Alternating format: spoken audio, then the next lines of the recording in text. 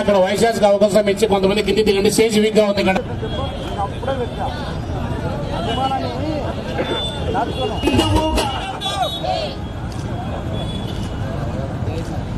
Hello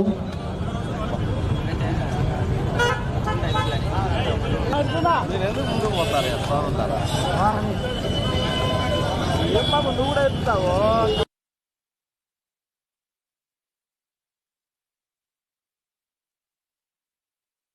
చేసుకొని ఆయనను నివాళులు అర్పించుకోవాల్సిందిగా ఈ సందర్భంగా మనవి చేసుకుంటున్నాను.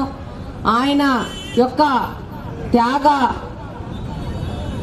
హృదయంతోనే ఉమ్మడి ఆంధ్రప్రదేశ్ అనేది దాని ప్రకారమే ఈరోజు దేశంలో ఏ భాష మాట్లాడే ఆ భాష ప్రాంతానికి రాష్ట్రాన్ని ఏర్పాటు చేయడం, అదే సంస్కృతి సాంప్రదాయాలను ఎక్కడికక్కడ ఉండే విధంగా తయారు కావడం అనే దానికి ఈరోజు పొట్టి శ్రీరాములు గారు ఆ రోజు 58 రోజులు చేసిన నిరాహార దీక్షే పోరాట ఫలితమే ఈరోజు ఆంధ్ర రాష్ట్రం తమిళనాడు నుంచి విడిపోవడానికి కారణం. ఈరోజు తెలుగు ప్రజలందరికీ కూడా ఒక గౌరవం వన్నీ తెచ్చిన నాయకుడు పొట్టి శ్రీరాములు గారు. ఆయన 125వ జయంతిని పురస్కరించుకొని ఆయన ఘనమైన నివాళులు అర్పిస్తూ ఆయన చూపించిన బాటలో ఆయన ఉద్యమ స్ఫూర్తిని ప్రతి ఒక్కరూ కూడా గుర్తుపెట్టుకోవాలా, నివాళులు అర్పించాలని చెప్పి మనస్ఫూర్తిగా ప్రతి ఒక్కరిని కోరుకుంటూ రాష్ట్ర వ్యాప్తంగా ఈరోజు ప్రతి తెలుగువాడు కూడా ఈ నివాళులు అర్పిస్తున్నాడు. అమరావతిలో 58 అడుగుల కాంస్య విగ్రహాన్ని ఈరోజు ముఖ్యమంత్రి గారు ఆవిష్కరిస్తూ మరి ఆయన జాతికి చేసిన సేవలను కొనియాడే రోజు ఈరోజు. మరి ఆయనకు ఘనమైన నివాళులు అర్పించాలని చెప్పి వాసవి జై జై వాసవి.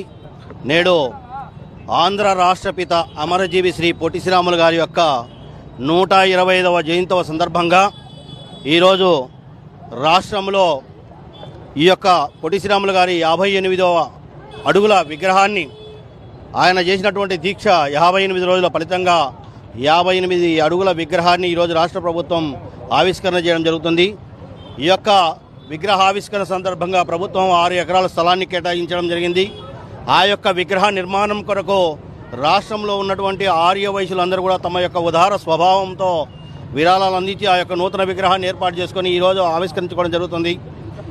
తెలుగు రాష్ట్రం కోసం ఉమ్మడి మద్రాసు రాష్ట్రంలో ఏదైతే తెలుగు ప్రజలకు తెలుగు వారికి జరుగుతున్నటువంటి అన్యాయాలపైన అవమానాలపైన తెలుగు ప్రజలకు ఒక రాష్ట్రం కావాలని, తెలుగు వారిని గౌరవించుకోవాలని మద్రాసు రాష్ట్రంలో ఉన్నటువంటి ఆనాటి ముఖ్యమంత్రి రాజాజీ చేస్తున్నటువంటి దుర్మార్గాలను అనేక మంది పోరాటాలు చేసి రాష్ట్ర విడిబాటుకు, రాష్ట్రం తెలుగు ప్రజలకు ఒక ప్రత్యేక రాష్ట్రం కోసం ప్రయత్నం చేసిన ఆనాడు ఉన్నటువంటి కేంద్ర ప్రభుత్వం ఎలాంటి ఉలుకు పలుకు లేని సందర్భంలో పొట్టి శ్రీరాములు గారు ఈ యొక్క తెలుగు ప్రజల కోసం, తెలుగు రాష్ట్రం కోసం 58 రోజుల పాటు ఆమరణ నిరాహార చేసి తెలుగు వారికి ఒక రాష్ట్రాన్ని ఖచ్చితంగా మీరు ఏర్పాటు చేయాల్సిందే, మా తెలుగు ప్రజలకు జరుగుతున్న అవమానాలను మేము తీవ్రంగా నిరసిస్తున్నామని చుక్క మంచినీళ్ళు కూడా తాగకుండా 58 రోజుల పాటు ఆమరణ నిరాహార దీక్ష అసలు బాస్తే ఆనాటి ప్రభుత్వం అయినటువంటి జవహర్లాల్ నెహ్రూ గారు తక్షణమే ఎలాంటి ఇది లేకుండా ఏదైతే పొట్టి శ్రీరాములు గారు అక్టోబర్ 19 నుంచి డిసెంబర్ 15, 1952వ సంవత్సరంలో దీక్ష మొదలుపెట్టాడో